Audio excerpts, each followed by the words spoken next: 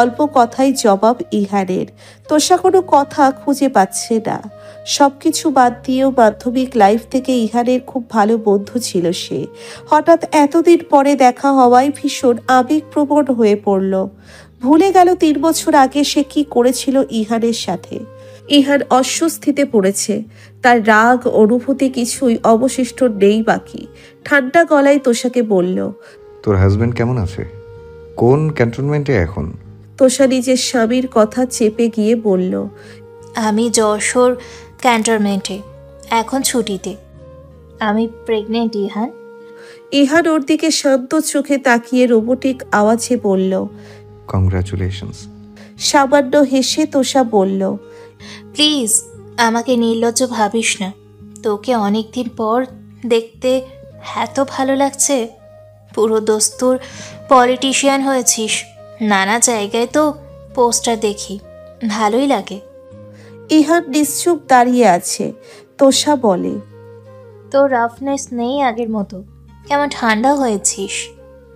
ঠোঁট বাঁকিয়ে সামান্য হাসলেও ইহান। তাদের পাশ ঘেঁষে ঠিক তখন একটা স্কুটি এসে থামে। স্কুটিতে প্রেরণা ছিল। এখানে আপারের পাশের বুটিক্সে তার একটু কাজ আছে বলে এলো। তাড়াহুড়ো করে নেমে প্রেরণা মুখোমুখি হয় ইহান আর তোষার। আপারের বিপরীতে কনস্ট্রাকশনের কাজ চলছে। রাস্তায় স্থান সংকুলান। প্রেরণা মাথা তুলে ওদের দেখতেই দাঁড়িয়ে পড়ল। তার হাতে একটি বক্স। ইহান প্রেরণাকে দেখতে পেয়েই ভীষণ অস্বস্তিতে পড়ে গেল। এমনটা কেনই বা তার হলো সে বুঝতে পারল না। তোষা তাড়াহুড়ো করে ইহানকে বাই বলে নিচের গাড়িতে উঠতেই প্রেরণা এগিয়ে এলো।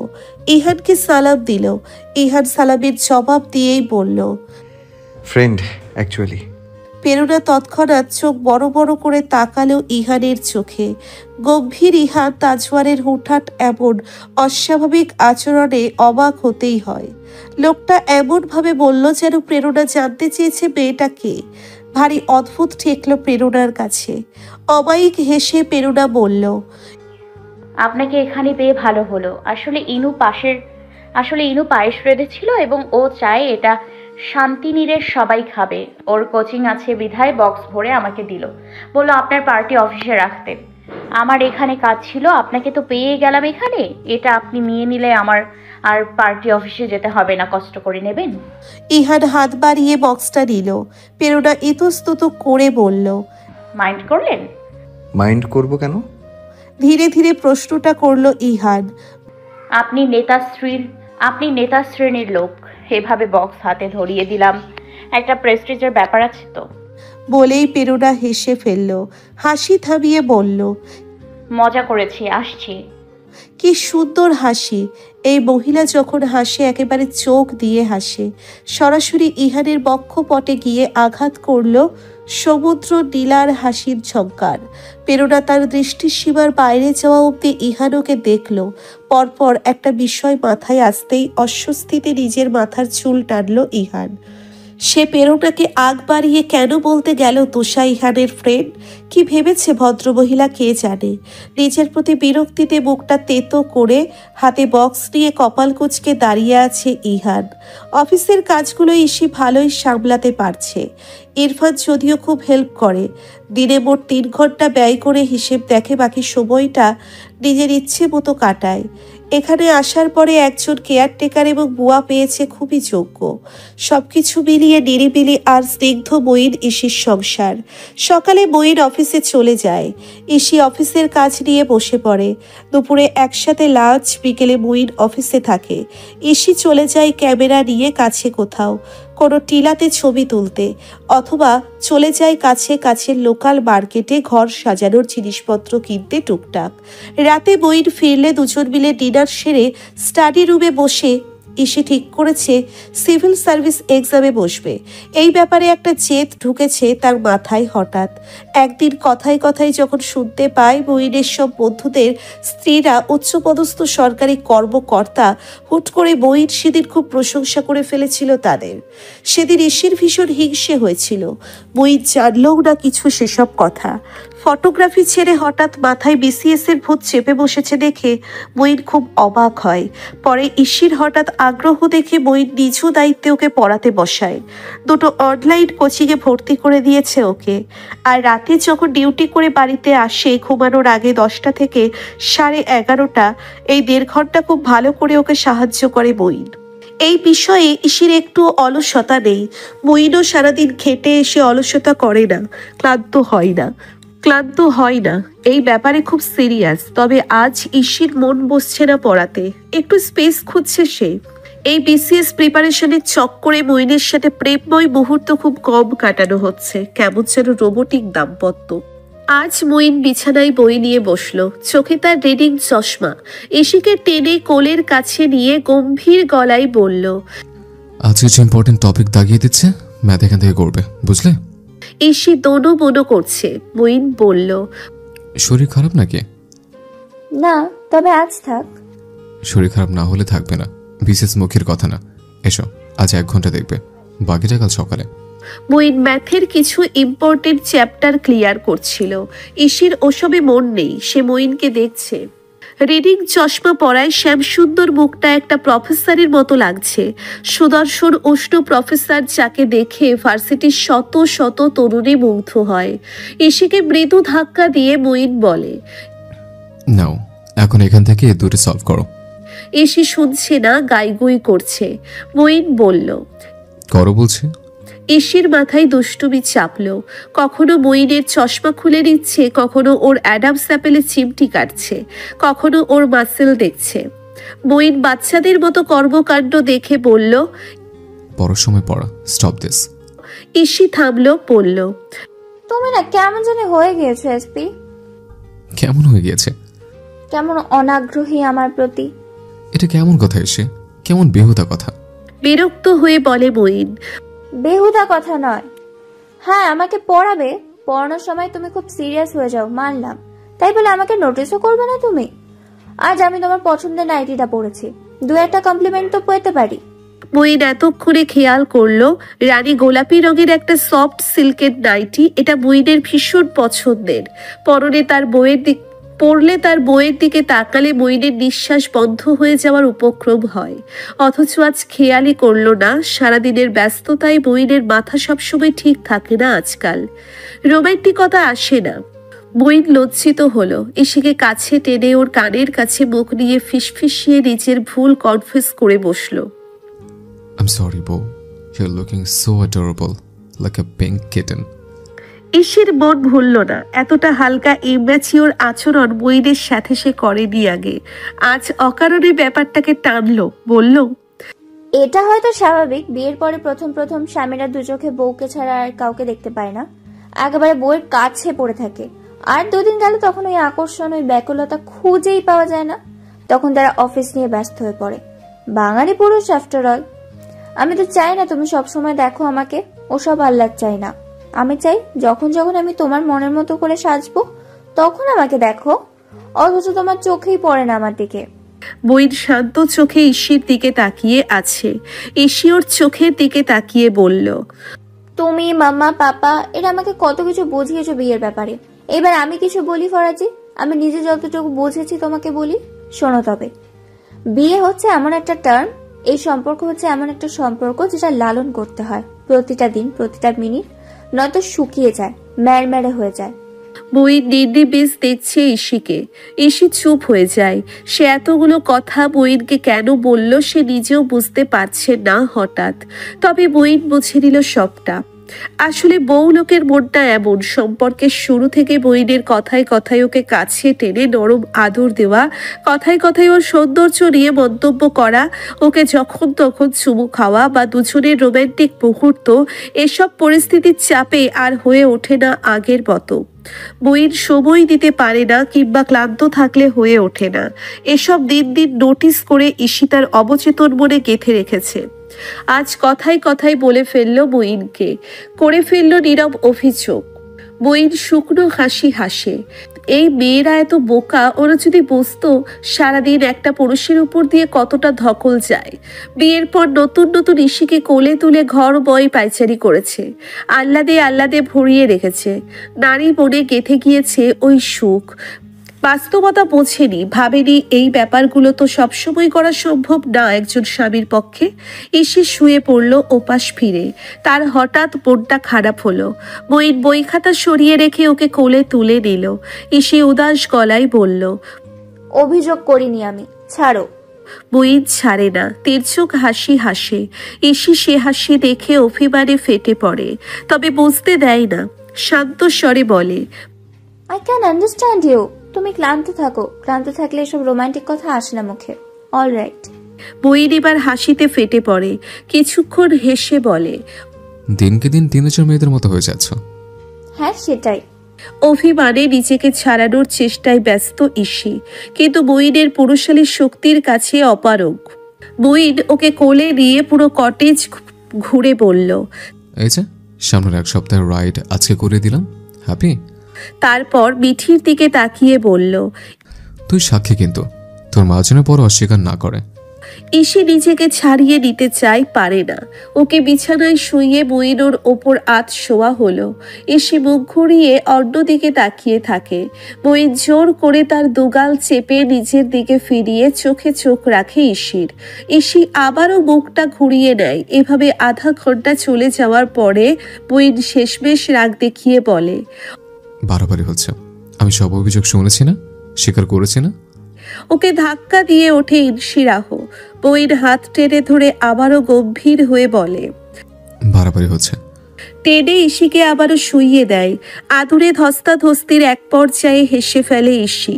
তার রাগের নাটকটা আর চালিয়ে যেতে পারল না। ধরা খেয়ে গেল সে। বইন কয়েক মিনিটের জন্যে হাঁ করে তাকিয়ে থেকে বলে ওঠে, ওরে নাটকবাজ, এই ব্যাপার? তবে দাঁড়াও। বলেই দুটো হাতে আটকে দিল ইসির দুটো হাত। হঠাৎ বইনের এমন আক্রমণে হকচকিয়ে ওঠে ইসি, ছটফটিয়ে ওঠে। এবারেও ছাড়া পেতে মরিয়া সে। ওকে পুরোটা আয়ত্তে নিয়ে বইন বলল, অনেক বাড়াবাড়ি, অনেক বাড়াবাড়ি, এখন করো বাড়াবাড়ি। ইসি ছটফট করছে, বলছে, মঈন, অভিযোগ করব না, আমি অঙ্ক করব, আর এমন করব না। আমি পড়তে বসবো, পড়াও আমাকে। হাসছে বইন। দু হাতের বাঁধন দৃঢ় করে ইসির গালে গাল ছুঁয়ে বলল, অঙ্ক পড়ে আগে বাড়াবাড়ি হিসাবটা পুছে নিতে চাই। সময় ঠিক বিকেল ৫টা ৫৫। নিতিন মজুমদারের এই সময়ে নিয়মিত খদ্দেরের বাইকটা এসে থামলো তার স্টলের ছাউনির নিচে। স্টলে আপাতত খদ্দের বলতে দুজন আছে। তাদের উপেক্ষা করে নিতিন সদ্য আসা আগন্তুকের দিকে তাকিয়ে নির্বল হেসে বলল, কি অবস্থা বাবা? ইরফান হেলমেট সরিয়ে বাইকের মিররে নিজের মুখটা দেখে। চুল ঠিক করে ত্রস্ত পায়ে হেঁটে এসে বসলো। একটা চওড়া হাসি হেসে বলল, এই তো মামা। ইরফানের হাতে চা ধরিয়ে দিয়ে নিতিন অন্যান্য কাস্টমার নিয়ে ব্যস্ত হয়ে পড়ে। ইরফান একটা সিগারেট ধরিয়ে চায়ে চুমুক বসিয়ে দৃষ্টি রাখে ছায়া নটের গেটে। রোজকার মতো আজ প্রণবীর মনটা খুবই প্রফুল্ল। সবাইকে টপকে স্যারের প্রশংসা কুড়িয়েছে বলে। এই একটা ব্যাপারে প্রণবী খুব বাচ্চামো করে। তার কাছে একটা সুখকর জগৎ হলো তার গান। হাসতে হাসতে তার ব্যাচমেটদের সাথে বেরোয় প্রণবী। মিস জেনি এক হাত ধরে রেখেছে। প্রণবীর গানের ক্লাসের ব্যাচমেটরা বিভিন্ন বয়সী, ৮ থেকে ৪৮। অনেক স্টুডেন্ট ছায়ানটে। ওরা আজ সবাই ফুচকা খাবে বলে এত আনন্দ করছে। ছায়ানটের গেটের সামনে একটা ফুচকা ভ্যান দাঁড়িয়ে আছে। হাসাহাসির বন্যা বয়ে যাচ্ছে যেন। প্রণবী তার থেকে সিনিয়র ব্যাচমেট মিনতি আন্টির গায়ে আছড়ে পড়ছে হাসতে হাসতে। চায়ে চুমুক না দিয়ে এক দৃষ্টিতে প্রণবীকে দেখছে ইরফান। এতটা দূর থেকে প্রণবীর মিহি কণ্ঠের খিলখিল হাসি তার কানে এসে বাজছে। ইরফান গম্ভীর মুখে তাকিয়ে আছে। না সিগারেট ফুঁকছে না খাচ্ছে চা। সিগারেটটা পুড়তে পুড়তে তার হাতে ছ্যাঁকা লেগে যেতেই তার হুঁশ ফেরে। হাত থেকে ওটা দ্রুত ফেলে সিগারেটটাকেও একটা গালি দেয় সে। নিতিন মজুমদার কাস্টমার সামলে ইরফানকে দেখে। তিনি এই কদিনে অনেকটাই বুঝেছে ছেলেটির সাথে তার বড় ভাব। যথেষ্ট মার্জিত আর সভ্য একটা ছেলে। বড় ভালো মেয়েটি, ভারী লক্ষ্মী। ইরফান প্রণবীর থেকে দৃষ্টি সরিয়ে নিতিনের দিকে তাকায়। নিতিন নতুন এক কাপ চা বানাতে বানাতে বলতে থাকে। ভারী গুণী। আমি তো জানতাম না ও আমার মেয়ে দুর্গার সাথে এই গান শেখে ওই একাডেমিতে। দুর্গার থেকে জেনেছি মেয়েটি খুব ভালো গান করে। ওকে নিয়ে ছায়ানট একাডেমি টিচারদের আলাদা ভাবনা। তবে জানো মেয়েটির কত কষ্ট? একে তো অন্ধ, তারপর কিছু মাস আগে নাকি একটা পাজি জানোয়ার বড়লোকের বেহায়া বেয়াদব ছেলে ওকে তুলে নিয়ে গিয়েছিল। এক রাত মেয়েটিকে আটকে রেখে নির্যাতন করে ছেড়ে দিয়েছে। ইরফানের মুখটা অকস্মাৎ পাংশু বর্ণের হয়ে যায়। গম্ভীর শ্যামবর্ণের মুখে ঘামের ফোঁটা জড়ো হচ্ছে। নিতিন বলতে থাকে, আর ওর পরিবারকে কেস তুলতে বাধ্য করেছে ছেলের পরিবার। মেয়েটা 1 মাস কথাই বলতে পারেনি ঠিক মতো। তারপরে একাডেমির সব টিচার আর ওর ব্যাচমেটরা মিলে ধীরে ধীরে ওকে স্বাভাবিক করেছে, হাসিয়েছে। এসব কিছুই দুর্গার থেকে শুনলাম সেদিন। ইরফান নিতিনের কথা চুপচাপ শুনে তাকায় প্রণবীর দিকে। সাদা রঙের কুর্তি পাজামা পরনে আজ, একটার পর একটা ফুচকা মুখে পড়ছে, খাচ্ছে আর চেঁচিয়ে বলছে, মামা আরো ঝাল দিন, আরো ঝাল। ইরফান দেখতে থাকে তরুণীর চঞ্চলতা। মিস জেনির ধমক শুনছে না, বাচ্চাদের মতো বায়না করে বলছে। আরো খাবো আমি। ওই আদুরে মুখ, আদুরে আচরণ, প্রণবী আজ ভিন্ন রূপে ইরফানের চোখে। ইরফান খেই হারিয়ে ফেলল নিজের। হঠাৎ কল্পনায় দেখল প্রণবীকে এসে বারণ করছে। প্রণবী তার কাছে আহ্লাদ করছে, আরও খাবো আমি। আচমকা অস্থির হয়ে ওঠে ইরফানের মন। নিজের কল্পনা দেখে নিজেই অবাক। এসব কি ছাতা ভাবছে সে? তার মাথাটা পুরোপুরি। দৃষ্টি তীক্ষ্ণ করে ইরফান মন দেয় প্রণবীর কর্মকাণ্ডে। গপাগপ গিলেই খাচ্ছে ফুচকা। আচমকা নিতিনের কণ্ঠস্বরে তার দিকে তাকায় আবারও। নিতিন কণ্ঠে ভীষণ আফসোস মেখে বলতে থাকে, এত বড় সর্বনাশের কোনো মানে হয় বলো? অমানুষে ভরে গিয়েছে দেশটা বাবা, বুঝলে? এখন কি হবে মেয়েটার? একে তো অন্ধ, তার উপর এত বড় কেলেঙ্কারি। কেউ গ্রহণ করবে এই মেয়েকে? কেউ না। এসব অমানুষদের ফাঁসিতে ঝোলানো উচিত। ইরফান এখনো নিরুত্তর। নিতিন আরো কিছুক্ষণ আপন মনে বকবক করে চুপ হয়ে যায়। প্রণবীরা চলে যায় ছায়া নটের সামনে থেকে। চায়ের বিল মিটিয়ে দিয়ে ইরফানও উঠে দাঁড়ায় ধীরে ধীরে। সময় বিকেল 5:38। ছায়ানটের প্রতিষ্ঠাতা ওরফে প্রধান উস্তাদ নিখিলেশ বড়ুয়া নিজের রিক্লাইনার চেয়ারে হেলান দিয়ে ঝিমুচ্ছিলেন। রোজ সকাল বিকাল 2টো ব্যাচ তিনি তালিম দেন। বাকি ব্যাচগুলো তার মেয়ে সামলায়। ওই একাডেমিতে মোট 5টা ব্যাচ গান শিখে যায়। দিনের শেষ ব্যাচ হচ্ছে প্রণবীদের ব্যাচ। এখন নিখিলেশ বড়ুয়ার একটু বিশ্রামের সময়। তারপর একাডেমিতে তালা লাগিয়ে সে বাড়ি যাবে। ভারী স্বাস্থ্যের 68 বছর বয়সী নিখিলেশ বড়ুয়া ইদানিং বেশ ক্লান্ত থাকেন। দরজায় নক করে ক্লাসে ঢোকে আর বড় মেয়ে সন্দীপ্তা নিখিলেশ বড়ুয়ার চোখ বুঝেই বলে, একটু চা দিয়ে যা তো মা, খেয়ে বেরোই। একজন তোমার সাথে দেখা করতে এসেছে বাবা। মেয়ের কথায় নিখিলেশ বড়ুয়া চোখ মেলে তাকায়, দৃষ্টি দেয় দরজার দিকে। দরজার কাছে দাঁড়িয়ে আছে ইরফান মির্জা। নিখিলেশ বড়ুয়াকে সবিনয়ে সালাম দিয়ে ক্লাসরুমে ঢুকলো। নিখিলেশ বড়ুয়া সালামের জবাব দিয়ে অবাক হয়ে তাকিয়ে রয় ইরফানের দিকে। ইরফানের ঠোঁট ছেয়ে আছে আন্তরিক হাসিতে। ভদ্রমতন দাঁড়িয়ে নিচু স্বরে বলল, কেমন আছেন ওস্তাদজি? বিস্ময় কাটে না নিখিলেশের, অস্ফুটে বলে, বসো। ইরফান নিখিলেশের সামনের একটি চেয়ার টেনে বসে আবারও বলে, চিনতে পারেননি আমাকে? নিখিলেশ চিনতে পেরেছে বই কি, খুব ভালো করেই চিনতে পেরেছে। চেহারার ছাটকার যতই সুপুরুষের হোক না কেন, গোটা মুখে রয়ে গিয়েছে সেই 6ষ্ঠ শ্রেণীর বালকের ছাট। নিখিলেশ বড়ুয়া কিছু সময় দেখে ফিরে যায় অতীতে। মনে পড়ে যায় যেদিকে সাবেক সাংসদ ইয়াসার মির্জার স্ত্রী 6 বছরের একটা শিশু ছেলের হাত ধরে তার বাড়িতে গিয়েছিল। তখন নিখিলেশের এই ছায়ানট একাডেমি ছিল না। সে তার টিনশেড ঘরের সামনে একটা ছোট্ট রুম বানিয়ে বাচ্চাদের গান শেখাতেন। সেই শিশুটি ছিল ইরফান মির্জা। তার কাছে একটানা ক্লাস 6 পর্যন্ত গানের তালিম নিয়েছে। গাইতো ছেলেটা বড্ড ভালো, তবে আচরণ ছিল অতি চঞ্চল, দুষ্টু ছিল ভীষণ, আর ছিল রকচটা। তার একাডেমির এক স্টুডেন্ট একদিন ইরফানের এক বোনের ভারী স্বাস্থ্য নিয়ে মজা করেছিল।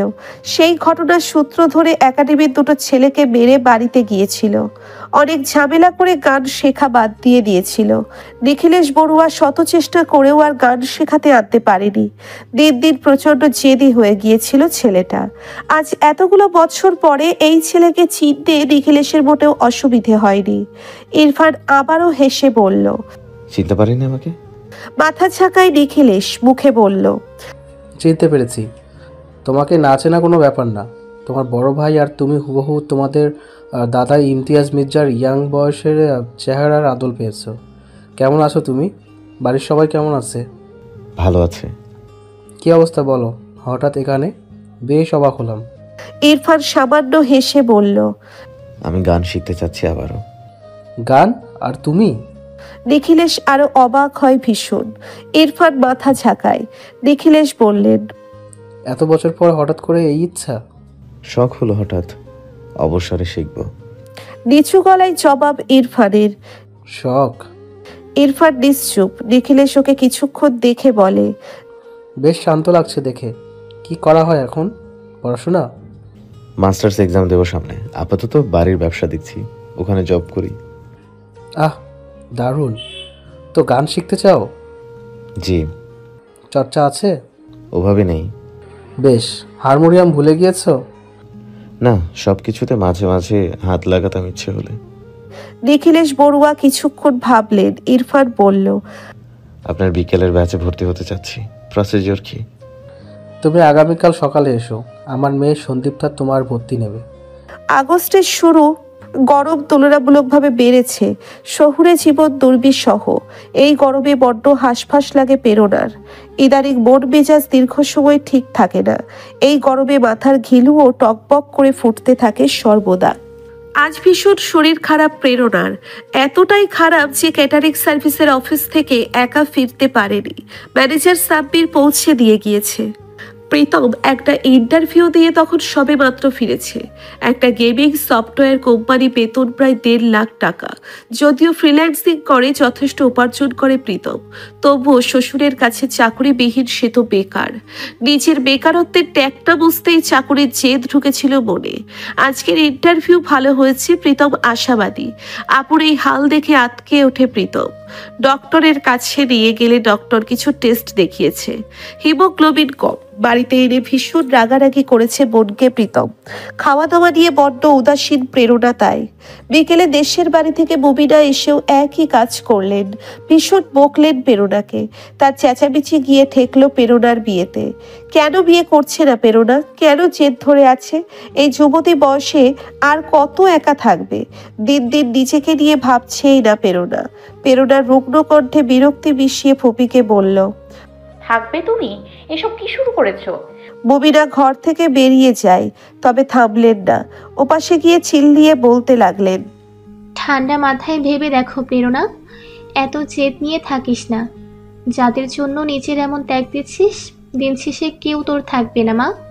এই যে প্রীতম, প্রণমী, শুদ্ধ, এরা সবসময় তোর থাকবে? থাকবে না, তখন আফসোস করবি। প্রীতম, প্রণবী, ইনায়া প্রীতমের ঘরে। তারা মুবিনার কথা চুপচাপ শুনছিল।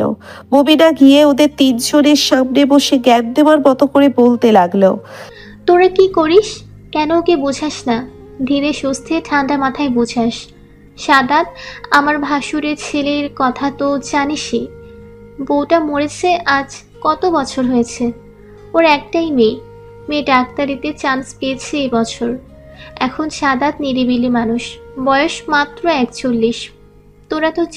তোরা তো জানিস কত ভালো লোক সাদাত। মনে মনে প্রেরণাকে খুবই সম্মান করে, পছন্দ করে। শুদ্ধ এই সাদাতের কাছে ভালো থাকবে।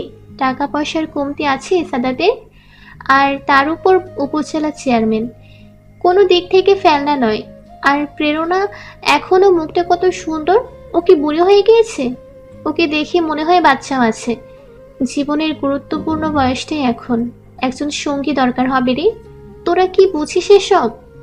ইনায়া আমতা আমতা বলল, কিন্তু ফুপি, এটা তো আপুর লাইফ, আমরা ছোট হয়ে কি করে বোঝাবো? প্রণবী ভাবির সাথে তাল বিলিয়ে বলে, ঠিক তাই, হাবু তো শুনলেই আমাকে চড় মারবে। প্রীতম চোখ মুখ কঠিন করে ঠান্ডা মাথায় এতক্ষণ ফুপির কথাই শুনছিল। অকস্মাৎ বলে ওঠে, তোমাদের কারোর কিছু বলতে হবে না আপুকে। বিষয়টা নিয়ে এবার আমি এগোবো। এবার একটা বিহিত করতেই হবে। ভাইয়ের ওপর আর খেপল না প্রেরণা, শুধু শুনে যাচ্ছে ভাইয়ের কথা। প্রীতম অসহায়ের মতো মুখ করে বোনকে বোঝাতে থাকে, ফুপি তো কিছু ভুল বলেনি আপু। আমরা পারি তোমার খেয়াল রাখতে। ঘরের দরজা বন্ধ করে তুমি যখন নিশ্চুপ কাঁদো, আমরা আবার শুদ্ধ, আমাদের অ্যালাউ করো তুমি তোমার কাছে। কিছু বুঝি না আমি ঘাসে মুখ দিয়ে চলি। প্রেরণা চুপচাপ ভাইকে দেখে খানিকটা সময় প্রসঙ্গ পাল্টে বলে, আমি বুঝি বোঝা হয়ে যাব তোদের। বলেই হাসলো ম্লান। প্রীতম রেগে বেগে বলল, একদম কথা ঘোরাবে না, তুমি আমার কথা শোনো। আচ্ছা, সাদাত ভাইয়ের সাথে একবার কথা বলে তো দেখতে পারো। ইনায়া প্রণবীর মুখ শুকনো করে প্রেরণার ঘরের বাহিরে দাঁড়িয়ে ভাই বোনের কথাবার্তা শুনছে। তখন একটা বড় শরৎ সুনামি বয়ে যাবে এখানে, সেটা নিশ্চিত। কিন্তু তাদের ধারণা মিথ্যে করে দিয়ে প্রেরণা চুপ থাকে। আসলে তার মাথা ব্যথা করছিল, তর্ক করতে ইচ্ছে করছিল না। প্রীতম আরো কিছুক্ষণ চেঁচামেচি করে, শেষটাই বলে, শুদ্ধকে আমরা সবাই মিলে দেখব। তোমাকে দেখা আদৌ আমাদের পক্ষে সম্ভব? একটা নিজের মানুষ তো লাগে আপু। নিশ্চুপ প্রেরণা। ওর নির্লিপ্ততা দেখে চূড়ান্ত বিরক্ত হয়ে প্রীতম হন্তদন্ত হয়ে বেরিয়ে যায় ঘরের থেকে। নিজের ঘরে গিয়ে বিছানায় বসে থাকে, চোখ মুখ কঠিন করে। এনু যায় স্বামীর কাছে, প্রীতমের গলার টাই খুলতে খুলতে বলল, আচ্ছা এখন বাদ দাও, ধীরে সুস্থে বুঝিও আপুকে, এত জোর করছো কেন? কারণ আমি আপুকে সুখী দেখতে চাই। এই লাইফটা আপু ডিজার্ভ করে না ইনু, একদমই করে না। কথাগুলো চেঁচিয়ে বলছে প্রীতম। নিজের ঘরে বসে প্রেরণা সেসব কথা শুনতে থাকে মাথা নিচু করে। বিকাল 5:10। আজ নিখিলেশ বড়ুয়া এখনো অবধি চুপচাপ বসে আছেন। ঝিরিঝিরি বৃষ্টি দেখে আজ স্টুডেন্টও খুব কম। প্রণবী এবং আরো 3 জন মেয়ে, 1 জন মহিলা এবং 2 জন ছেলে রয়েছে। নিখিলেশ বড়ুয়াকে দেরি করতে দেখেই প্রণবী বলল, আজ তালিম দিবেন না স্যার? ঘড়ি দেখলেন নিখিলেশ, বললেন, আজ তোমাদের সাথে আরেকজন স্টুডেন্ট যুক্ত হবে এখানে। অবাক হয়ে সবাই অপেক্ষা করতে থাকলো নতুন স্টুডেন্টের। আজ ইরফানের প্রথম দিন ছায়ানটে। 4টেই অফিস শেষ করে 10 মিনিটে পৌঁছিয়েছে সে। বাইরের গতি বাড়িয়ে ছন্ন ছাড়া উগ্র চঞ্চল প্রকৃতির ছেলেটা তার স্বভাবগত একটা বেপরোয়া কাজ করে ফেলেছে, যার পরিণতি বহু রকমের হতে পারে সে জানে। তবে তার মনের মাঝে যে কৌতূহল, যে অস্থিরতা সৃষ্টি হয়েছে, সে ছিল নিরুপায়। শুরু করেছে তার খামখেয়ালি জীবনের আর একটা খামখেয়ালি অধ্যায়। ফলাফল যাই হোক, পিছু হটার পাত্র নয় সে। ইরফানকে দেখতে পেয়ে নিখিলেশ বড়ুয়া সবার সাথে পরিচয় করিয়ে দিতে লাগলেন ইরফানকে। ইরফানের শান্ত চোখ দুটো তখন খুঁজছিল প্রণবীকে। প্রণবী তখনও টের পায়নি ইরফান মির্জার কথা। ক্লাসরুমের একেবারে পেছনের সারিতে বসেছিল সে। তবে মিস জেনি তড়াক করে লাফিয়ে উঠে দাঁড়ায়। পাঁচজনার কাপড় ধরেছে মিস জেনির। নিখিলেশ বড়ুয়া সবাইকে উদ্দেশ্য করে বললেন, এ আমার বহু পুরনো স্টুডেন্ট ইরফান, এখন থেকে তোমাদের সাথে শিখবে, তোমরা তাকে স্বাগত জানাও। প্রণবী শুরুতে খেয়াল করেনি, যখন নামটা ভালো করে শুনল তৎক্ষণাৎ চমকে উঠল মেয়েটা। মুখটা শুকিয়ে একটুখানি হয়ে গেল, কম্পিত স্বরে আওড়ায়, কে? মিস জেনি নির্বাক। হুঁশ ফিরলে কিছু বলতে যাবেন, ঠিক তখনই শান্ত গম্ভীর স্বরে ইরফান সবাইকে উদ্দেশ্য করে বলল, আমি ইরফান মির্জা। Hello everyone. হাত দুটো মুষ্টিবদ্ধ করে বার কয়েক ঢোক গিলে নেয়। লম্বা লম্বা শ্বাস ফেলে প্রণবী। পেছন থেকে মিস জেনি ফিসফিসিয়ে বললেন, মামুনি আসলেই ইরফান মির্জা। ইরফানের দৃষ্টি শীতল। প্রণবীর মুখভঙ্গি আচানক কোমল থেকে কঠিন রূপ ধারণ করে ফেলল। বিরক্তিতে মুখটা তেতো হয় মেয়েটার, কপালটা দপদপ করে ওঠে। লোকটার নির্লজ্জতা আকাশ ছোঁয়া, তা প্রণবী টের পেয়েছে সেদিন যখন মুখে গরম চা ছুঁড়ে মারার পরেও প্রণবীদের বাড়িতে গিয়েছে তখন। তবে এই লোকটার মাঝে কি একটু ভয় ডরও নেই? প্রণবীর আশ্চর্য হয়। নেই বোধ হয়। রাগে বাকরুদ্ধ প্রণবী। এত বড় সাহস! একটুও ভয় নেই লোকটার, এতটা বেপরোয়া আর উদ্ধত। ওদিকে ইরফান মির্জা সবাইকে তার পরিচয় দিয়ে সবার সাথে কুশলাদি বিনিময় করার পরে ধীরে ধীরে প্রণবীর সামনে আসে। সেই স্বল্প পরিচিত পারফিউমের ঘ্রাণ নাকে যায় প্রণবীর নাক আর মস্তিষ্ক খুব সাংঘাতিক। সে একবার একটা ঘ্রাণ পেলে সেটা বহুকাল মনে রাখতে পারে। এই ঘ্রাণটা প্রথম পেয়েছিল সে কিডন্যাপ হবার সময়, তারপর অনেকবার পেয়েছে। যখন ইরফান মির্জা তার সামনে এসেছে, মিস জেনি হতবুদ্ধি হয়ে গিয়েছে পুরো। প্রণবী ততটাই কঠিন। ইরফান এসে ঠিক ওর সামনে রাখা হারমোনিয়ামের সামনে দাঁড়াতেই কর্কশ্বরে প্রণবী বলে ওঠে, কে? আমি তোমার বেয়াই ইরফান মির্জা। অত্যন্ত শান্ত স্বরে শুধুমাত্র প্রণবী যাতে শুনতে পায় তেমন করে জবাব দিল ইরফান। প্রণবী দাঁতে দাঁত চেপে বসে রয়। নিখিলেশ দূর থেকে প্রণবীকে বলে, প্রণবী মা, তোমার একজন ব্যাচমেট সিনিয়র ভাইয়া, উনি সালাম দাও। চোখ মুখ খিচিয়ে বসে আছে মেয়েটা। নিখিলেশ ইরফানকে বসতে বলায় ইরফান বসলো ঠিক প্রণবীর থেকে কিছুটা দূরেই, প্রণবীকে দেখতে দেখতে। অন্যান্য স্টুডেন্টরা তখন নিখিলেশের সাথে কথা বলতে ব্যস্ত। প্রণবী এক প্রকার চেঁচিয়ে উঠে চাপা স্বরে ইরফানের ওপর, আপনি কোন সাহসে এখানে এসেছেন? ওয়েট, আমি এখানে গান শিখতে এসেছি। ফাজলামি, তাই না? গান আর আপনি ফাজলামি? বেয়াদবি করে না প্রণামী, আমি আসলেই গান শিখতে এসেছি। ঠান্ডার স্বর জবাবটা দিল। হাস্যকর, অত্যন্ত হাস্যকর। উদ্দেশ্য কি বলুন? আবার কি পাকাচ্ছেন আপনি? ভাইয়া ভাবিকে নালিশ করে দেব নাকি? দাও, কে বারণ করেছে? আবারও শান্ত স্বরের জবাব। থপথপে মুখে বসে আছে প্রণবী।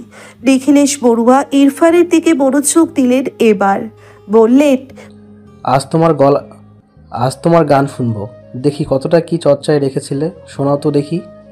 প্রণবী বিস্মিত, বিরক্ত, হাত মুঠি করে বসে আছে। গান আর এই লোক, কি আশ্চর্যের বিষয়। তাতে দাঁত চেপে ইরফানকে বলল, এত নাটক কি করে জানেন? ইরফান জবাব না দিয়ে হাসি নিশ্চুপ, পরপর কণ্ঠে কোমলতা এনে বলল, কেন, গান গাইতে পারি না? প্রণবী চলছে, দাঁতে দাঁত চেপে বলে, সবকিছু সবার জন্য না, গান কোনো মনস্টারের জন্য না। বাড়ি ফাঁকা। প্রীতম ইনুকে নিয়ে বিকেলে বেরিয়েছে। প্রেরণা শুদ্ধকে নিয়ে বেরিয়েছে পার্কে। মিস জেনি প্রণবীকে নিয়ে বাড়িতে ঢুকে দরজা লাগাতেই দ্রুত পায়ে হেঁটে প্রণবী নিজের ঘরে ঢুকলো। আজ তাড়াহুড়ো করতে গিয়ে কপালে বাড়িও খেলো আচমকা। মস্তিষ্কে স্ফুটন চলছে। মিস জেনি আতঙ্কিত হয়ে ছুটে এলেন। মামুনি, শান্ত হও। প্রণবী শান্ত হয় না, রেগে বেগে বলে, কি করে মিস জেনি? এই লোক এত ভালো গান করে কি করে? সেটা তো আমি জানি না মামুনি। প্রণবীর রাগে কাঁপতে থাকে। একটা কর্কশ লোকের কণ্ঠ এত সুন্দর হবে কেন? কেন ওই অসভ্য লোক এত ভালো গান গাইবে? বিরক্ত লাগছে প্রণবীর, সবকিছু বিরক্ত লাগছে। আজ একাডেমিতে ইরফান মির্জা গান গেয়েছে, প্রণবী শুনবে না করেও নিজেকে আটকাতে পারেনি শেষটায়। শুনেছে খুব মনোযোগ দিয়ে, যেন ওই লোক প্রফেশনাল গায়ক। মিস জেনি প্রণবীর পাশে বসে বললেন, আচরণ খুব নম্র ছেলেটার, তবুও প্রেরণাকে অন্তত জানাই মামুনি। না, কাউকে জানাবেন না মিস জেনি। ওই লোকের সাথে সব ঝামেলা আমার, আমি বুঝে নেব। না আপু ঢুকবে, না ভাইয়া, না ভাবি ঢুকবে। কত বড় সাহস, আমাকে চ্যালেঞ্জ ছুড়ে দেয়, আমাকে। হাঁপাচ্ছে প্রণবী, জেদ ঢুকেছে মাথায়। দিনকে দিন নিজেকে চূড়ান্ত সাহসী লাগছে, চূড়ান্ত। একটা নির্দিষ্ট গতিতে বাইক ছুটছে ইরফানের। হেলমেটের নিচে একজোড়া বাদামি চোখে অদ্ভুত শান্ত ভাব। চোখের সামনে ভেসে ওঠে একটা দৃশ্যপট। ছুটির সময় আবারও যখন মুখোমুখি হয়েছিল প্রণবীর, তখন প্রণবী আবারও বলেছিল, আমি কিন্তু ভাইয়া ভাবিকে নালিশ করে দেব। কি বলে করবে? আমি তোমাকে বিরক্ত করেছি? বলো, বিরক্ত করেছি? বিরক্ত করেনি ইরফান প্রণবীকে। আসলেই তো, কি নালিশ করবে সে? একাডেমি প্রণবীর নয়, না ওই লোকের। প্রণবীর সাথে লেনা দেনা আছে। ইরফান সামান্য হেসে বলে, তুমি তো আমাকে ভয় পাও না, তবে আমি তোমার আশেপাশে থাকলেই কি আর না থাকলেই কি? একটা কথা বলো, তুমি কি ভাবো আমি তোমার পিছু পড়েছি? ও কাম অন।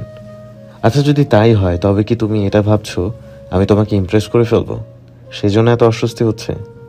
রাগে অন্ধ হয়ে গিয়েছিল প্রণবী। বলেছে, কখনোই না।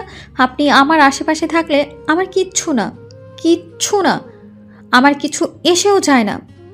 আপনি একটা ক্রিমিনাল, যাকে আমি ভয় পাই না। আপনি এখানে এসে প্রতিদিন নৃত্য করুন গিয়ে, এতে প্রণবীর কিচ্ছু যায় আসে না। একটু থেমে আবারও বলেছিল, ও বুঝতে পেরেছি আপনার উদ্দেশ্য। ইরফান অবাক হয়ে বলেছে, বুঝতে পেরেছো কি উদ্দেশ্য? আপনি আসলে আমার পেছনে পড়েছেন, তবে আমার শান্তি হারাম করতে, তাই না ইরফান মির্জা?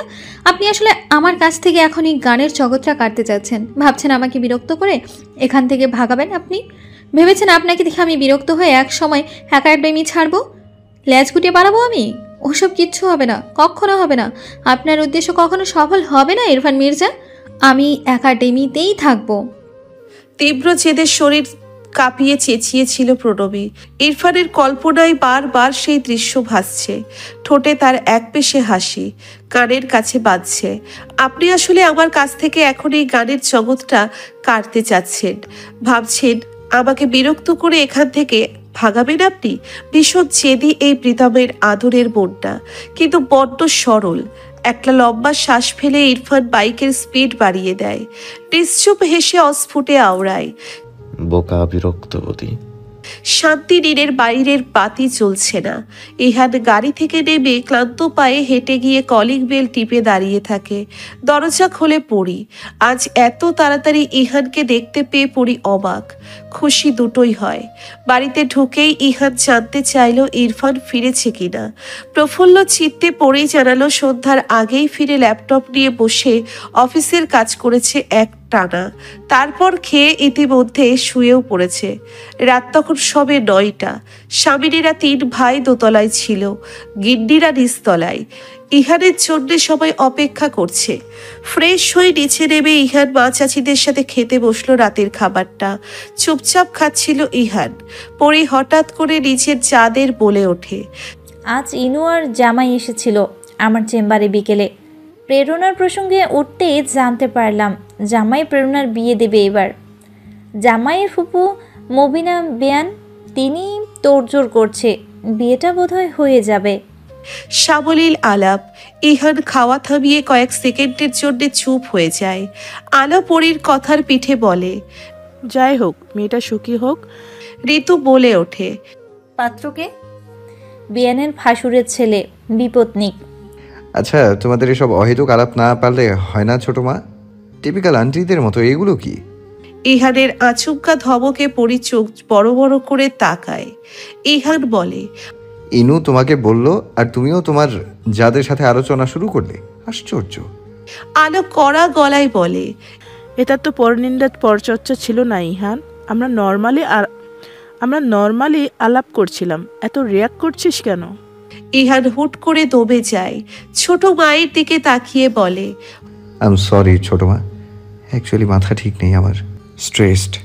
হন্তদন্ত হয়ে সিঁড়ি বেয়ে উপরে ওঠে ইহান। পরি তখনও বোকার মতন বসে আছে।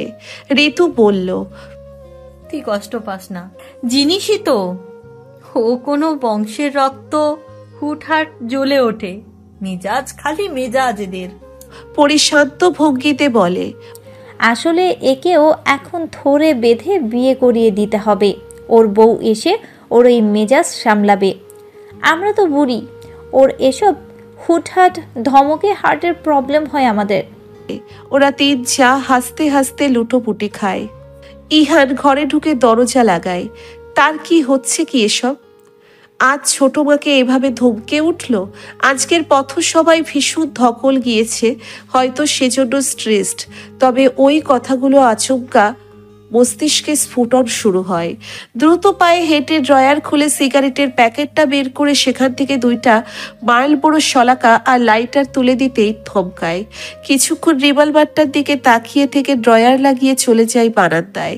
একসাথে 2টো সিগারেট শেষ করে দাঁড়িয়ে দাঁড়িয়ে রেলিংয়ের বলিষ্ঠ হাত ঠেকিয়ে রেখে পরপর কিছুক্ষণ ভাবে অতপর গিয়ে হাতে ফোনটা তুলে কল লাগায় ইনুর ফোনে। ইনু রিসিভ করতেই ইহান বলল, কি করছিস? Skin care. দাদান, কি হয়েছে? ছোট মা চেম্বারে এসেছিলি বিকেলে? কার বিয়ে? খুবই শান্ত স্বরে জানতে চাইল ইহান। ইনু থমকায় হঠাৎ এই প্রশ্নে, তারপর বলল, মাম্মা বলে দিয়েছে। এই মাম্মাটাও না কিচ্ছু পেটে থাকে না আমার মতো। আর এই দাদান বিয়ে নয়, বিয়ে দিতে চাচ্ছি আমরা আপুর। প্রীতম কোমর বেঁধে নেমেছে। পাত্র মুবিনা ফুপির ভাসুরের ছেলে।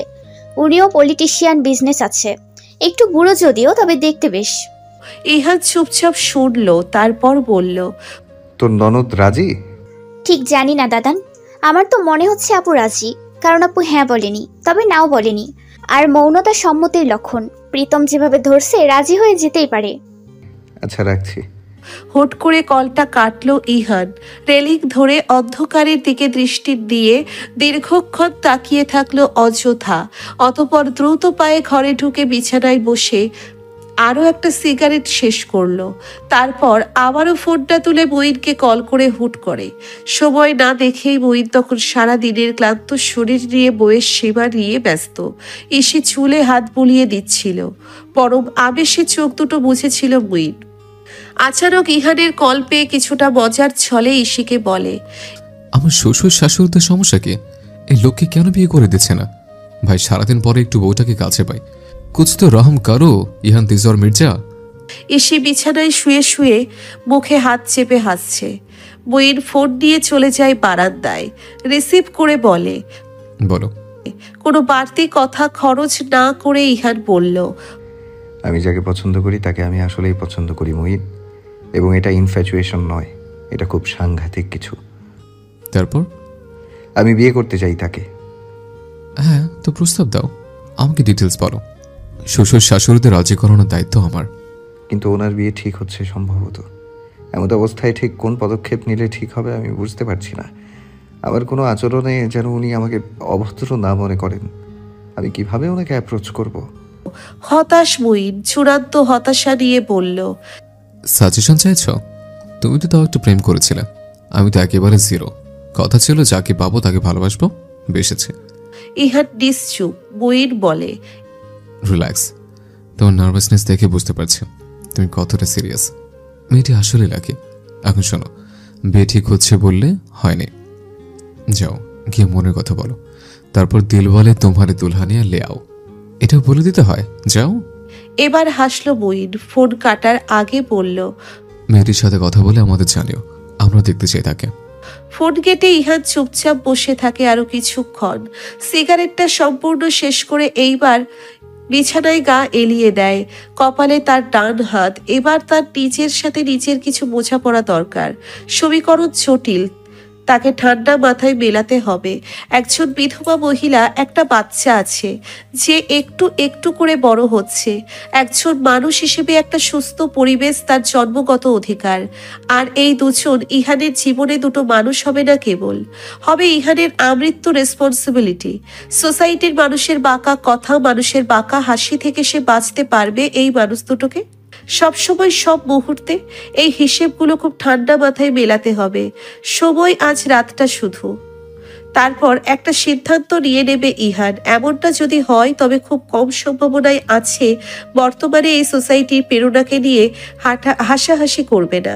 প্রতি পদে পদে তারা বোঝাতে আসবে এটা খুবই বেমানান জুটি হয়েছে। প্রেরণাকে নিচু দেখাতে আসবে।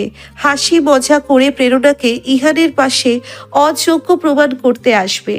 এমন অনেক তিক্ত জিনিস ঘটতে থাকবে। এগুলো থেকে ইহান সব সময় বাঁচাতে পারবে প্রেরণাকে। খুব সাবধানে তাকে ভাবতে হবে। ইহান সে রাতে ঘুমায়নি। বলতে গেলে সারা রাত কেটেছে তার সিগারেটের ধোঁয়া ওড়াতে ওড়াতে আর সমীকরণ মেলাতে মেলাতে। খুব সকালে ইহান ফোনটা হাতে নিল। তখন ইহান শান্ত, একেবারে দৃঢ় নিজের সিদ্ধান্তে। দ্রুত আঙ্গুল চালিয়ে প্রেরণাকে মেসেজ করলো, আসসালামু আলাইকুম। ইহানের একটুও নার্ভাস লাগছে না এখন, তবে কেমন পাগল পাগল আর বেপরোয়া লাগছিল। ওপাশ থেকে খানিক সময় পরে প্রেরণা সালামের জবাব দিলে ইহান লিখে পাঠায়, প্রেরণা আপনার সাথে দেখা করতে চাই, কাইন্ডলি দেখা করুন, কিছু বলার আছে আমার। সকাল সকাল ইহান তাজওয়ারের মেসেজ পেয়ে খুবই বেশি অবাক হয় প্রেরণা। তার অবশ্য কারণ আছে, কারণ ইহান তাজওয়ার মির্জার সাথে তার মেসেজে কখনো কথা হয়নি। প্রেরণাকে কখনোই নক করেনি সে। কিন্তু কারণটা কি হতে পারে? ইনুপ্রীতম, ইরফান মির্জা? কিন্তু বেশ কদিন ধরে তো সবটাই ঠিকঠাক, কোনো ঝুট ঝামেলা নেই কোথাও। তবে ভাবতে ভাবতে শাড়িটা পাল্টে নেয় প্রেরণা। সে এমনিতেও অফিস যাচ্ছিল, যাওয়ার আগে না হয় লোকটার সাথে দেখা করে যাবে। চুলে চিরুনি চালাতে গিয়ে হঠাৎ করে হাত থামে প্রেরণার। হুট করে মনে পড়ে যায় রেস্তোরাঁর কথা। তবে কি রেস্তোরাঁর ভাড়া নিয়ে ডিসকাশনে যেতে যাচ্ছে লোকটা? কিন্তু তার জন্য কফি শপে কেন দেখা করতে বলবেন? এটা তো অফিসিয়াল কথা। এমন নানা কথাই প্রেরণার মাথায় ঘুরপাক খেতে থাকে। পরক্ষণেই চুলে বেরুনি করতে করতে একটা শ্বাস ফেলে ভাবে হবে হয়তো পারিবারিক বিষয় কিংবা প্রীতমের চাকরি বাকরি নিয়ে জরুরি আলোচনা। গিয়েই না হয় দেখবে। বড় মায়ের দেওয়া অফ হোয়াইট রঙের পাঞ্জাবিটা আটো সাটো হয়ে চওড়া কাঁধ বলিষ্ঠ শরীর সুসজ্জিত করেছে। পাঞ্জাবির হাতা গুটিয়ে নিতে নিতে লম্বা কদমে যখন সিঁড়ি বেয়ে নামছিল তখন ইরফানের মুখোমুখি হয় সে। দাদানকে আজ অন্য বেশে দেখে দৃষ্টি তীক্ষ্ণ হয় ইরফানের। সে অফিস যাচ্ছিল। বলল, কোথায় যাচ্ছ? পার্টি অফিসে তো যাচ্ছ না। কাজ আছে। মেয়ে দেখতে যাচ্ছ? বড় মাকে নিয়ে যাও। ইহান থামল। ইরফান তার স্বভাবগত ফাজলামি করে বলল, অ্যান্ড লিসন, তোমার এই লুকটা অতি ডিসেন্ট। নতুন বর লাগছে। মেয়ে পড়বে না। ইহান ঘুরে তাকায় ভাইয়ের দিকে। ওর কাঁধে একটা হাত রেখে জ্ঞান দেওয়ার মতো করে বলল, অ্যান্ড ইউ লিসেন, অমন কাউকে পটানোর ইচ্ছেও নেই যারা পুরুষের লুক দেখে পটে। তবুও ম্যাটার করে। Not at all. একটা ভদ্র বিচক্ষণ মেয়ে একটা পুরুষের চোখে ভরসা, সম্মান খুঁজে বেড়ায়, না তো লুক খুঁজে। অসভ্য ব্যাড বয় লুক। দাদানের কথায় ইরফান বলল, ইনসাল্ট করছো? না, তোকে ভদ্র হওয়ার অনুপ্রেরণা দিচ্ছি। বড় বাবা কি বলেন সব সময় মনে নেই? আজকাল খুব অনুপ্রেরণার কথাই ভাবো দেখছি দাদান। ইহান শান্ত চোখে দেখছে ইরফানকে। ইরফান হাসি চেপে রেখেছে বহু কষ্টে। বাইরে বেরিয়ে ইরফান দুষ্টুমি করে আবারও বলল, ওকে, আজ আমাকে লিফট দাও তুমি। সময় নেই আমার। বলেই গাড়িতে বসে গাড়ি স্টার্ট দিল। ইরফান বসলো নিচের বাইকে। খুব ইচ্ছে করলো দাদানের পিছু নিতে, তবে আজ ঘাটালো না। ভদ্র হয়ে গিয়েছে ইরফান মির্জা। ইহান গিয়ে বসলো বুক করে রাখা টেবিলে। রেডিও কলোনি রোডের বাগানবাড়ি ক্যাফেটা এই শহরের সব থেকে নিরিবিলি ক্যাফে। ইহান বেছে বেছে এমন একটা ক্যাফেতেই টেবিল বুক করেছে। সবচেয়ে বড় কথা, তাকে তার প্রেরণাকে মানুষ একসাথে দেখে অহেতুক কথা বানিয়ে ছাড়বে। তাই এই মানসম্মত নিরিবিলি ক্যাফেটা বেছেছিল ইহান। গিয়ে বসতেই দুজন ওয়েটার এসে সালাম দিল। তাদেরকে অপেক্ষা করতে বলে ইহান পথ চেয়ে রইল প্রেরণার। কাকতালীয় ভাবে আজ প্রেরণার গায়ের শাড়ির রংটাও অফ হোয়াইট, পাড়টা বেগুনি। ক্যাফের দরজা ঠেলে যখন ভেতরে ঢুকলো, ইহান অকস্মাৎ মাথা তুলে তাকাতেই থমকালো। লম্বা একটা বেনি ডান কাঁধে রেখেছে, চলনে দৃঢ়তা, তবে দৃষ্টিনত। উচ্চতায় ছোটখাটো ছিমছাম গোছের গাঢ় নীল চোখের ভদ্র মহিলা কিছুক্ষণের জন্য সফল হয়েছে ইহানের দৃষ্টি আটকাতে। কিছুটা কাছে এগোতেই ইহান যখন টের পেল, খোক খোক করে কেশে উঠল। এতক্ষণ দৃঢ়তা নিয়ে বসে থাকলেও হুট করে নার্ভাসনেসে জমে গেল লোকটা। পেট বেয়ে নামলো শীতল স্রোত। প্রেরণা নির্ধারিত টেবিলে ইহানকে চুপচাপ বসে থাকতে দেখেই এগিয়ে এলো সামান্য হেসে। তার ভাবভঙ্গিতে বড্ড তাড়াহুড়ো ভাব। একটা চেয়ার টেনে বসে সরাসরি তাকায় ইহানের চোখে। ইহান নামিয়ে নিল চোখের অস্থিরতায়। তারপর ওয়েটারকে ডেকে দুটো কোল্ড কফি অর্ডার করে প্রেরণার দিকে তাকাতেই প্রেরণা বলল, কিছু হয়েছে প্রীতম? ইনুর ব্যাপারে কিছু হয়েছে? আই মিন ইসমাম আঙ্কেল তো ধীরে ধীরে মেনে নিচ্ছেন, তবে ইহান চুপচাপ দুপাশে মাথা নাড়ে। প্রেরণা অস্ফুটে বলে, তবে বলছি রেস্তোরাঁর ব্যাপারে ভাড়া বাড়িয়ে দিতে হবে। অহেতুক কথাবার্তা শুনে ইহান জবাব কি দেবে বুঝে উঠতে পারছে না। ওদিকে কথাগুলো কিভাবে শুরু করবে তাও বুঝতে পারছে না। প্রেরণা ব্যাপারটা লক্ষ্য করে। নার্ভাসনেস এই লোকটার সাথে যায় না। তবে কি সিরিয়াস কোনো পারিবারিক ইস্যু? প্রেরণায় কণ্ঠে কোমলতা এনে ইহানকে আশ্বস্ত করে বলে, বলুন কি হয়েছে? কোনো ব্যাড নিউজ? সরি, বাট আপনার মুখ দেখে তেমনটাই মনে হচ্ছে। নড়ে চড়ে বসলো ইহান। নিজের মুখটাকে খুব আয়নায় দেখতে ইচ্ছে হলো তার। তার মুখ দেখে আসলেই মনে হচ্ছে ইহানের প্রেরণাকে কোনো ব্যাড নিউজ দেওয়ার আছে। প্রেরণা উৎসুক হয়ে তাকিয়ে আছে। ইহান এবার গলা খাকারি দেয়, বলল, অ্যাকচুয়ালি এটা পার্সোনাল হয়ে যায়, বাট প্লিজ ডোন্ট মাইন্ড। আপনার বিয়ে ঠিক হতে চলেছে। স্তব্ধ প্রেরণা, চোখ মুখ কঠিন হয়ে যায় মুহূর্তেই। ইনুর উপর আচানক রাগ ওঠে। নিশ্চয়ই কথাটাও প্রচার করেছে। ইহান প্রেরণার অস্বস্তি দেখে নড়ে চড়ে উঠে বলে, মাইন্ড পরে করবেন, I need answer, simple and straight. না, প্রীতম পাগলামি করছে, বিয়ে ঠিক হয়নি। খুবই শান্ত স্বরে জবাব প্রেরণার। পরপর বলে, এখন বলুন এখানে আমরা কিসের মিটিংয়ে এসেছি যেটার সাথে আপনার এই প্রশ্নটা রিলেটেড? I need explanation. ভদ্রমহিলা কিঞ্চিত চটেছেন। ইহান যা বুঝল, চটে যাওয়াটাই স্বাভাবিক, তবে ইহান আজকে পিছু ঘটবে না। সে নিশ্চুপ দম নিয়ে সরাসরি প্রেরণার মুখের দিকে তাকায়, কোনো রকম সংকোচ কিংবা জড়তা ছাড়াই বলে, এখন আমি আপনাকে একটা অতি গুরুত্বপূর্ণ কথা বলতে চলেছি। আশা রাখছি আপনি আমাকে ভুল বুঝবেন না, কিংবা আমাকে। বলুন, আমি হুটহাট কাউকে ভুল বুঝি না, ভেবেচিন্তে ভুল বুঝি। শান্ত স্বরে আওড়ায় প্রেরণা। 31-এর সুপুরুষ বারবার হোঁচট খাচ্ছে মহিলার সামনে, কিন্তু তাকে আজ একটা বিহিত করতেই হবে। সে চিত্ত কঠোর করে 2 মিনিট চুপ করে বলে ওঠে, আমার কথাগুলো যেভাবেই গ্রহণ করুন না কেন, আমি এটাও চাই আপনি একটা সুন্দর জবাব দেবেন। সুন্দর কথা সুন্দর জবাব দিই আমি। আবারও শান্ত জবাব প্রেরণার। আরও একবার গলা খাকারি দেয়। এবার আর কালক্ষেপণ না করে চিত্ত দৃঢ় করে রাশভারী গলায় বলে ওঠে, আমি আপনাকে বিয়ে করতে চাচ্ছি প্রেরণা। প্রেরণা এই ধরনের কথার জন্য আদতেই প্রস্তুত ছিল না। সে শুরুতে বুঝতে না পেরে ভাবলে সে হীন মুখে তাকিয়ে থাকে। ইহান এবার গভীর করে তাকায় প্রেরণার চোখে, কথাটা রিপিট করে আলাদা আলাদা স্পষ্টভাবে উচ্চারণ করে, আমি আপনাকে বিয়ে করতে চাচ্ছি।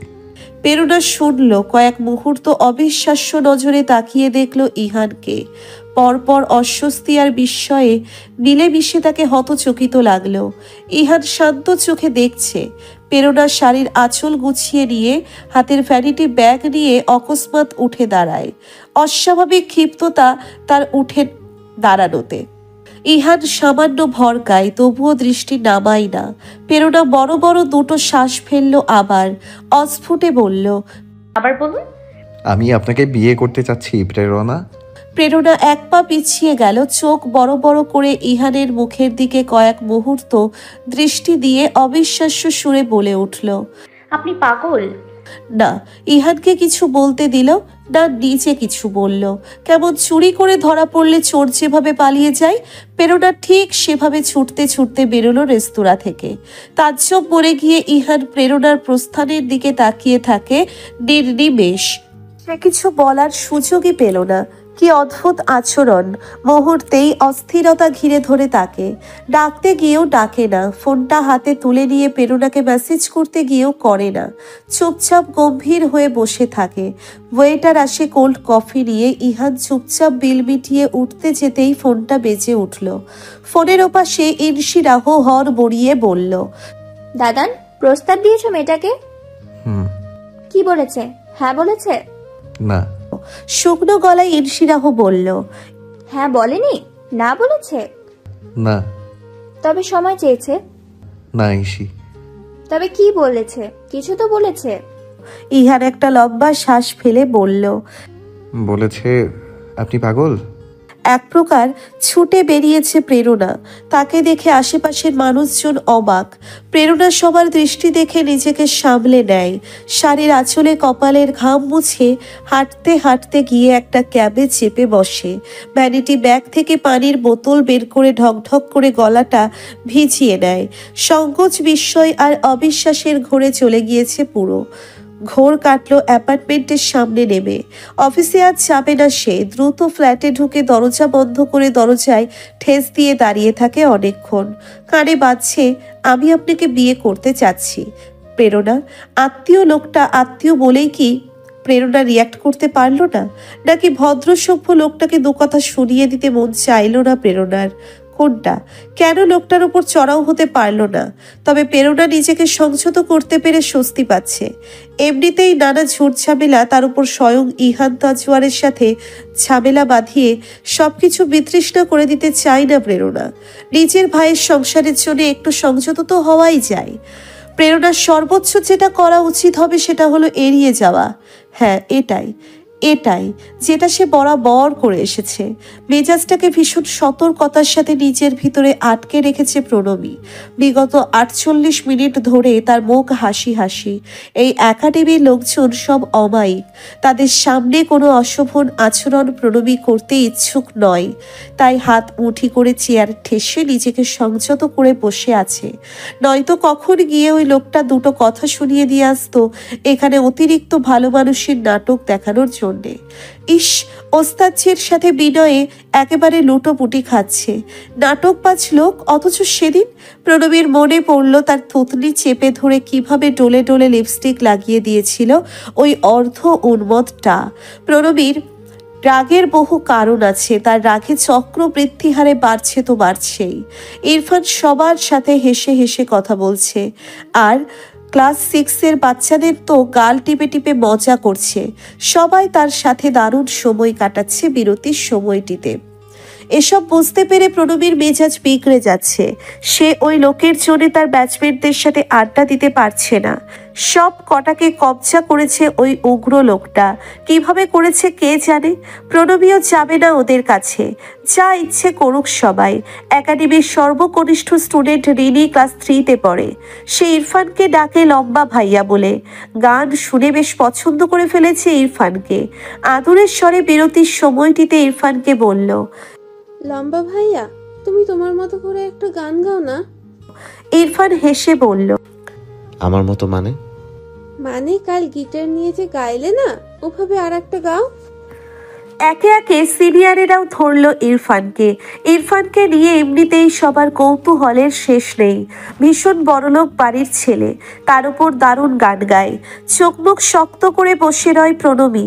এরা আগে বিরতির সময় তার কাছে গান শুনত, অথচ দুদিন ধরে এই লোককে নিয়ে নাচানাচি করে কেন? কারণ লোকটার একটা অনেক দামি গিটার আছে, সেটা নিয়ে ভ্যা ভ্যা করে সবাইকে চমকে দেয়। রবীন্দ্রসঙ্গীত এভাবে গায়? গিটার বাজিয়ে স্বরলিপি পাল্টে যাচ্ছে তাই গাইলেই হলো? আর এরাও মন্ত্রমুগ্ধ হয়ে শোনে। ওস্তাদজিও কিছুই বলে না। ওই ওস্তাদজি নিজেই তো লোকটাকে নিয়ে নাচানাচি করে কুল পায় না। কেন? লোকটা কি ওস্তাদজিকে বেশি টাকা দেয়? নিশ্চয়ই তাই দেয়। এনাদের তো আবার টাকা পয়সা উঠোনে গড়াগড়ি খায়। কত কত কথা ভাবতে ভাবতে তলিয়ে যায় প্রণবী বিরক্তিতে। সবার হাসাহাসিতে প্রণবীর ঘোর কাটে। ইরফানকে রাজি করিয়েছে সবাই গানে। 6ষ্ঠ শ্রেণীতে পড়ুয়া বাবাই গিয়ে গিটার এনে ইরফানের হাতে ধরিয়ে দেয়। প্রত্যেকে উৎসুক হয়ে তাকিয়ে আছে তার দিকে। প্রণবী উল্টো সেই লোকের এমন বেহুদা সুরের গান শুনবেন না, না মানেন না। তা তার স্বর যতই ভালো হোক না কেন। দুহাতে কান চেপে ধরে প্রণবী। মিস জেনি পেছন থেকে ফিসফিসিয়ে বলে, মামুনি হাত নামাও, সবাই দেখছে যে। বাধ্য হয়ে হাত নামিয়ে নেয় প্রণবী। গিটারের টুংটাং আওয়াজ হজম করতে থাকে চুপচাপ। অতঃপর প্রণবীর অপছন্দের তবু বিস্ময়কর স্বর গেয়ে ওঠে। প্রণবীর কুঁচকে যাওয়া কপালের রেখা বিলীন হয় ধীরে ধীরে। না চাইতেও হয়ে যায় তার বিরক্তিকর কর্কশ কণ্ঠের শ্রোতা। বসে থাকে চুপচাপ। গান শেষ হতে সবাই ইরফান মির্জার প্রশংসায় ব্যস্ত। আর প্রণবী তখন নিজের চেতনা ফিরে পেয়ে মাথা নিচু করে বসে আছে চুপচাপ।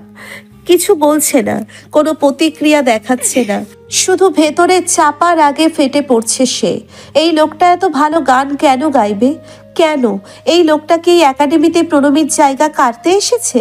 ইরফান আর চোখে প্রণবীকে এক পলক দেখে এমনিতেই এখানে ভর্তি হবার পর থেকে প্রণবীর কাছে এসে বিরক্ত করা তো দূরে থাক, একটা কথাও সে বলে না, শুধু চুপচাপ দেখে। শান্ত গোছের মেয়েটি অকারণে নাক চোখ কুচকে থাকে, কপাল কুচকে গান করে। আর চোখে দেখে ইরফান। দু চোখে মুগ্ধতা এসে ভর করে রাজ্যে। হন্তদন্ত হয়ে বাড়িতে ঢুকেছে ইহান তাজওয়ার মির্জা। তাকে দেখে বাড়ির সকলেই আন্দাজ করেছে কিছু তো ঠিক নেই। এমন অস্বাভাবিক ইহানকে লাগে না সচরাচর। ওর প্রতিটা পদক্ষেপ শান্ত সভ্য। আলো ইহানের বেশি ক্লোজ। সে দুপা বাড়িয়েছিল যদিও প্রশ্ন করতে পরে পিছিয়ে গেল। ইদানিং সবাই ইহানের ধমক খাচ্ছে। হয়তো কাজ নিয়ে স্ট্রেসড, বেশি একটা না ঘাটানোই ভালো হবে। ইহান সরাসরি ঘরে গিয়ে দৌড় আটে। পরনের পাঞ্জাবিটা একটানে খুলে একটা চেয়ারের ওপর ছুঁড়ে ফেলে রেখে গিয়ে বিছানায় বসে চুপচাপ। ক্যাফে থেকে বেরিয়ে পার্টি অফিসে কাটিয়েছে আজ সারাটা দিন। এর মাঝে প্রেরণার সাথে যোগাযোগ করার ইচ্ছে জেগেছিল খুব। এভাবে কথোপকথন অর্ধ সমাপ্ত করে কিংবা পালিয়ে গেলে তো হবে না। এই অদ্ভুত আচরণটা প্রেরণার থেকে ইহান আশা করেনি। প্রেরণা দৃঢ়চিত্তের মহিলা, যে কোনো একটা উত্তর ইহানকে দিতে পারতেন। এতদিনে ইহানকে দেখে দেখে এতটুকু সভ্য কি ভাবেনি? মুখের উপর পাগল বলে চলে গেলেন। কাউকে বিয়ের প্রস্তাব দেওয়া পাগলামি, পাগলের কাণ্ড। ফোনটা হাতের মুঠিতে নিয়ে চোখ মুখ কঠিন করে বসে থাকে ইহান। মঈন এক ফাঁকে আজ কার্যালয় থেকে বাড়িতে এসেছিল হুট করে, তাও 20 মিনিটের জন্যে। এসে থেকে টিকতে পারেনি ইনশিরাহর মেজাজে। আজ সারাটা দিন কেটেছে ইনশিরাহর রাগ ছাড়তে ছাড়তে। মঈনকে হঠাৎ পেয়ে শেষে গিয়ে চড়াও হয়েছে মঈনের ওপর। তেরিক্ষে মেজাজে বলছে, কত বড় সাহস, কত বড় সাহস ওই মেয়েটার আমার দাদানকে পাগল বলেছে মুখের উপর। আরে ওর সৌভাগ্য যে আমার দাদানের নজরে পড়েছিল ওর উপর। হ্যাঁ, কি মনে করে কি নিজেকে বিশ্ব সুন্দরী নাকি? এই তুমি ওই মেয়ের খোঁজ লাগাও, আমি দেখতে চাই মেয়েকে। আহাম্মক মেয়ে, এই শতাব্দীর সব থেকে বড় আহাম্মক মেয়ে। বুঝলো না কি হারালো? এই মির্জাবাড়ির বউ হওয়ার সবার কপালে থাকে না। আমার বাপ চাচাদের মতো শ্বশুর, আমার মা চাচাদের মতো শাশুড়ি, আর আমার ইনুর শেহুর মতো ননদ, সব হারালো এই আহাম্মক মেয়ে, সব। মঈন বুঝতে পারল তার ভুল সময়ে আসা হয়েছে। সে বইয়ের দিকে কিছুক্ষণ তাকিয়ে থেকে চুপচাপ কেটে পড়তে চাইল। ইনশিরাহ ওকে আটকে ফেলে বলল, দাদান আমাকে মেয়ের ছবি দেখাচ্ছ না? তোমার সাথে তো দাদান অনেক কিছু শেয়ার করে। তুমি ছবিটা আনো, ডিটেলস আনো ওই মেয়ের। আমি দেখতে চাই কোন বিশ্ব সুন্দরী সে। ইনশিরাহর মেসেজ পায় আবারও ইহান। আবারও সেই একই কথা, দাদার মেয়ের ছবি দাও প্লিজ। ইহান অফলাইন হয়ে যায়। গম্ভীর হয়ে কিছুক্ষণ বসে থাকে। তারপর হঠাৎ করে আবারও ফোনটা হাতে তুলে নেয়। না, সে আজকে ভুল কিছু বলেনি, করেনি। তাই সে এই উদ্যত আচরণ মানতে নারাজ প্রেরণার। প্রেরণাকে সাফ সাফ বলতে হবে ইহানের সাথে কথা। ইহান কোনো ইফটিজার নয়। ইহানের জানতে হবে উত্তরটা। প্রেরণার মুখে সে হ্যাঁ হলেও আর না হলেও জানতে হবে। দ্রুত আঙ্গুল চালায় ইহান। অতঃপর খুব দৃঢ় হয়ে প্রেরণাকে নক করে। Prerana, I wanna talk to you, speak up.